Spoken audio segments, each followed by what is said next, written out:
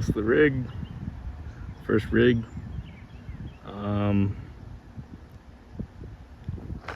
Knock on wood. All right.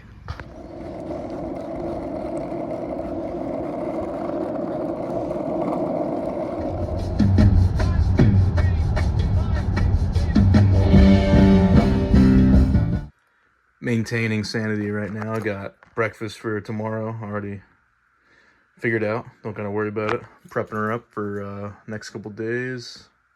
That just might be Thursday right there, honestly. Yep, about to do some push-ups, sit-ups, take the star of the show Maverick out. I've been skateboarding with him. He's been loving it because there's no resistance. He can just go as fast as he wants uphill. He'll just wear himself out. He's been loving it. So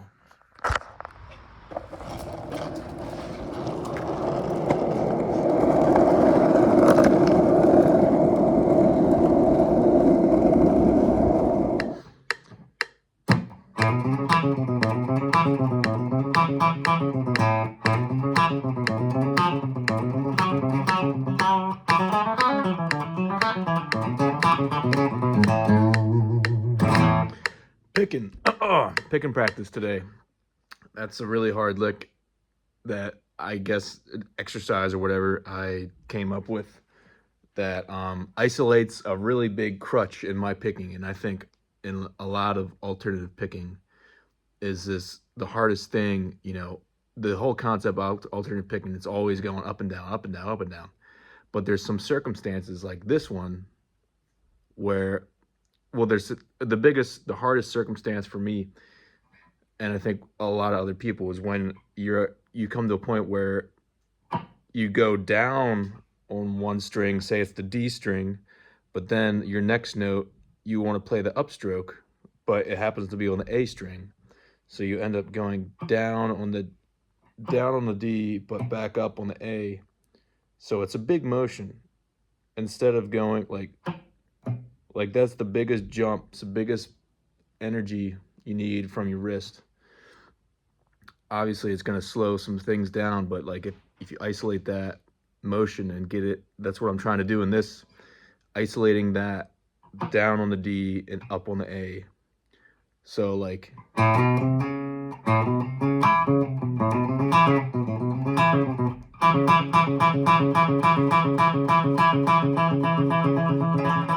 trying to do that as relaxed as possible. I tend to, really scrunch up.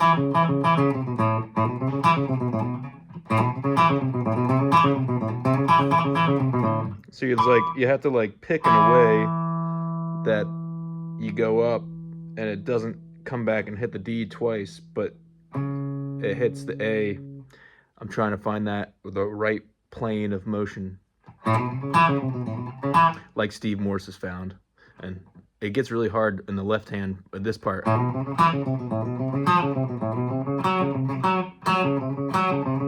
Using all the weak fingers.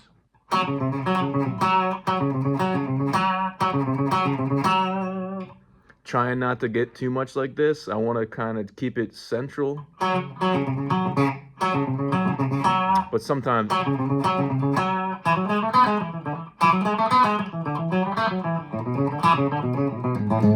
and there's a bunch of those. What? Oh, shoot.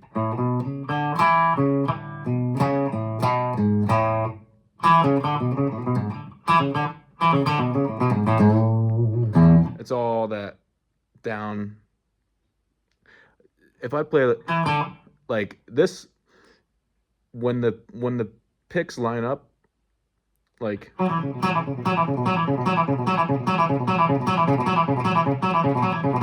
could do that a lot faster because I leave this string on upstroke, and then the upstroke kind of sets me free, and I have this orientation in my wrist. So like if I'm doing an upstroke, I can kind of go, if I leave the string on an upstroke, I'm fine. I can go to other areas. Just like quicker. But if I changed that lick and did start on the upstroke and leave on the downstroke, now it gets a little harder not to change my wrist like this. That's what I really have to work on. The difference.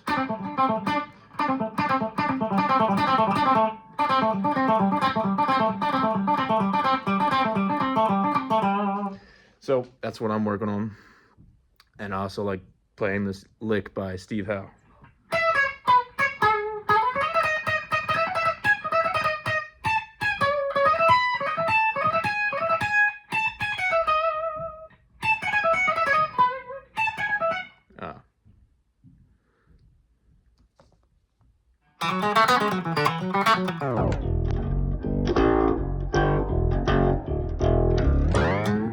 This piece of gear is awesome. If you're a nerd like me, it's called The Magnet by Troy Grady. Troy Grady, if you don't know, amazing picker on YouTube, and he's really dissected all of the science behind the right hand and shredding in the 80s, and like Yngwie, Steve Morse, Eric Johnson, Eddie Van Halen, all like the kind of techniques and whatnot. He's pretty crazy, and like he can shred like an animal.